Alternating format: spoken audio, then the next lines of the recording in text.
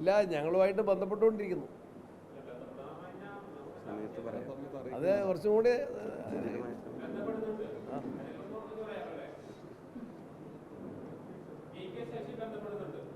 പലരും ബന്ധപ്പെട്ടുകൊണ്ടിരിക്കുകയല്ലേ LDF-ൽ നിന്ന്.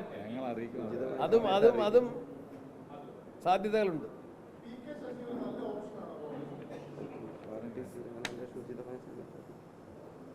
CPM-ൽ നിന്ന് പ്രതിസന്ധികൾ നേരിടുന്ന കുഞ്ഞികൃഷ്ണൻ ഉൾപ്പെടെയുള്ള, സുരേഷ് ഉൾപ്പെടെയുള്ള, ആയിഷ പോറ്റി ഉൾപ്പെടെയുള്ള ആളുകൾ നേരിടുന്ന പ്രതിസന്ധികളുണ്ടല്ലോ, അവരുടെ എല്ലാം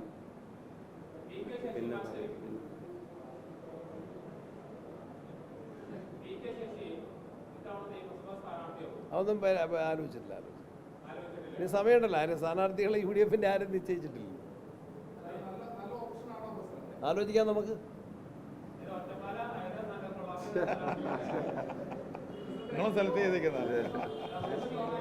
എന്തോ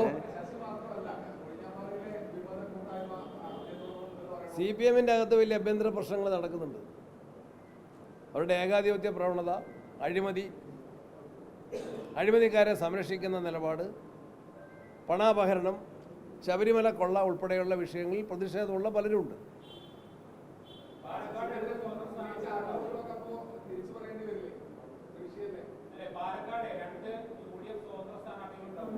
അതിൻ്റെയൊക്കെ മോഡാലിറ്റീസ് ആകുന്നേ ഉള്ളൂ, ഡീറ്റെയിൽസിലേക്ക് പോകുന്നില്ല.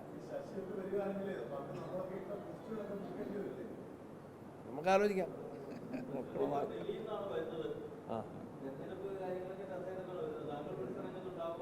ഇല്ലില്ല, അതൊക്കെ ഹൈക്കമാൻഡ് തീരുമാനിക്കും. മാറി നിൽക്കണമെന്ന് ഇതുവരെ പറഞ്ഞിട്ടില്ല.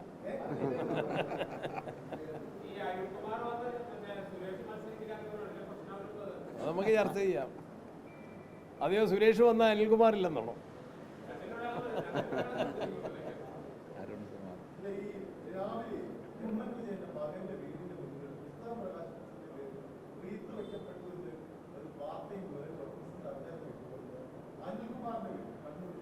അപ്പോൾ അത്തരത്തിലുള്ള നടപടികൾ നമുക്കറിയാമല്ലോ.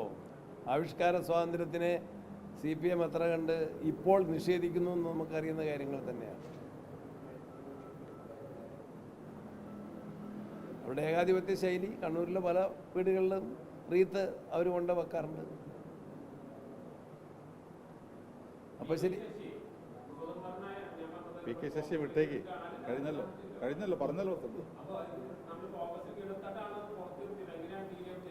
അതിൻ്റെ ഞാൻ പറഞ്ഞില്ല, ഡീറ്റെയിൽസ് ഒക്കെ നമ്മൾ അറിയിക്കാം. നിങ്ങളെ ഉത്കണ്ഠയ്ക്ക് പ്രത്യേക താല്പര്യം. നന്ദി.